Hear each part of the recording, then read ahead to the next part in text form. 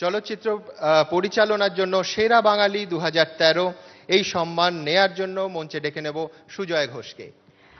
আর সুজয় ঘোষকে পুরস্কার দেওয়ার জন্য মঞ্চে ডাকবো। এই দাঁড়াও দাঁড়াও দাঁড়াও, একটু আগে দেখালাম না যে সুজয় ঘোষের একটা নতুন পরিচয় এখন? হ্যাঁ, অভিনেতাও ঋতুদার ব্যোমকেশ।